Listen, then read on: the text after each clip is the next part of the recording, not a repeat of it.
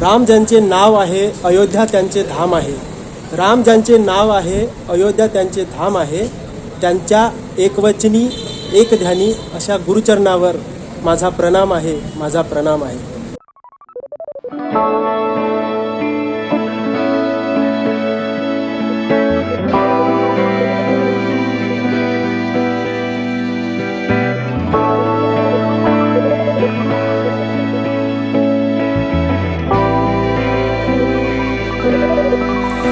नमस्कार मंडळी, welcome back to my YouTube channel.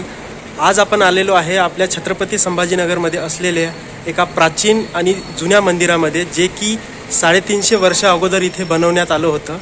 350 वर्ष अगोदर बनवलेलं हे मंदिर आज आपण बघणार आहोत. आजच्या या व्हिडिओमध्ये या मंदिराचे संपूर्ण दर्शन, हे मंदिर कुठं आहे, या मंदिरापर्यंत जाण्याचा रस्ता कसा आहे, ही सर्व माहिती आजच्या या व्हिडिओमध्ये सांगणार आहे. तरी त्यासाठी व्हिडिओला शेवटपर्यंत पूर्ण पहा. तुम्ही आमच्या चॅनलवर नवीन असाल तर व्हिडिओला लाईक करा, चॅनलला सबस्क्राईब करा. अत्यंत प्राचीन, ऐतिहासिक आणि धार्मिक अशा या मंदिराची स्थापना या परिसरामध्ये 350 वर्षा अगोदर करण्यात आली होती. असे हे प्राचीन मंदिर आपल्या छत्रपती संभाजीनगरमधील किराटपुरा या भागामध्ये आहे.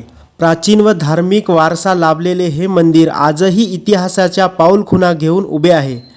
तर चला मग मित्रांनो, या मंदिरापर्यंत कसे पोचायचे हे आपण सर्वप्रथम जाणून घेऊया. हे मंदिर शहराच्या किराटपुरा या भागामध्ये असल्यामुळे तिथे पोहोचण्यासाठी तुम्हाला सिडको चौकातून जळगाव रोडने सरळ समोर जावे लागेल. जळगाव रोडने थोडं समोर गेल्यानंतर तुम्हाला बजरंग चौककडे जाणारा एक रस्ता लागेल. तिथून डावीकडे वळावं लागेल.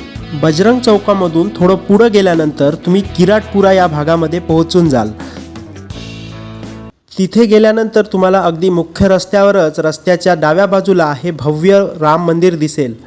आत्ताच आम्ही मंदिराजवळ पोहोचलो आहे, त्यामुळे आम्ही आमची बाईक इथे पार्क केली. मंदिराच्या बाजूला थोडीशी पार्किंगसाठी जागा आहे, तिथे तुम्ही आपली बाईक पार्क करू शकता. मंदिरामध्ये आत जाण्यासाठी 2 प्रमुख द्वार होते. एक द्वार बंद असल्यामुळे आम्ही पहिल्या द्वारामधून आतमध्ये गेलो. हे बघा, आता आपण मंदिराच्या परिसरात पोहोचलो आहे. इथला परिसर किती शांत आणि मोकळा आहे हे तुम्ही बघू शकता. शहराच्या गर्दीत असूनही इथे एक वेगळीच सकारात्मक ऊर्जा मिळत असते.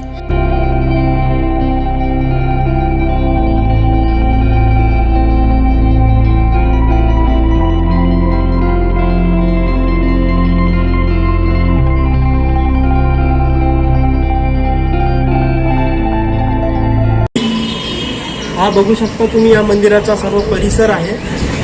या मंदिराचा परिसर खूपच शांत, धार्मिक आणि सुंदर आहे.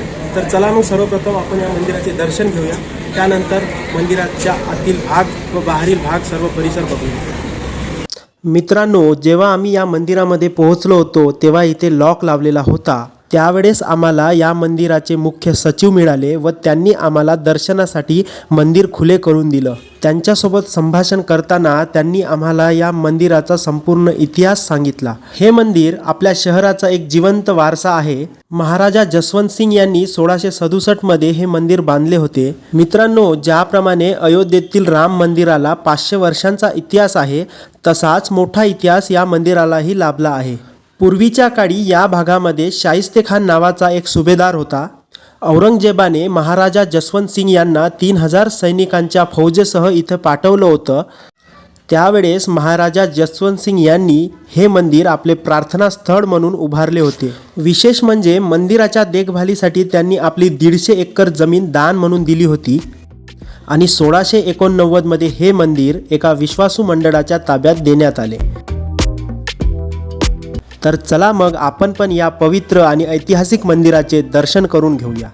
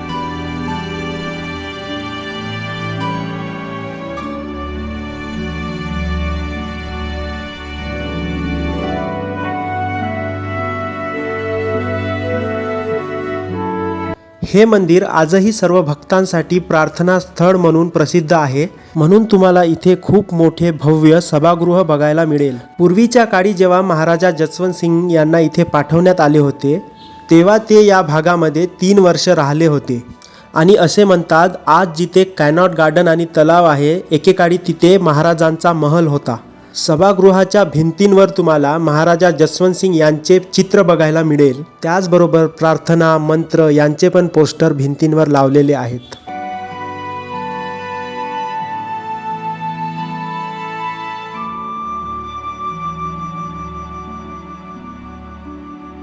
या मंदिराच्या लगत उजव्या बाजूला हनुमानजी यांचे मंदिर आहे, तुम्ही इथे पण दर्शन करू शकता।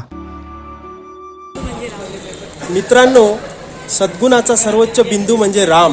प्रभू श्रीरामाचे चरित्र आणि त्यांचे गुण प्रत्येकाने आपल्या अंगी अवतरले पाहिजे। त्यांचे गुण अंगीकारून प्रत्येकाने राम बनण्याचा प्रयत्न आपल्या जीवनामध्ये केला पाहिजे। राम ज्यांचे नाव आहे अयोध्या त्यांचे धाम आहे।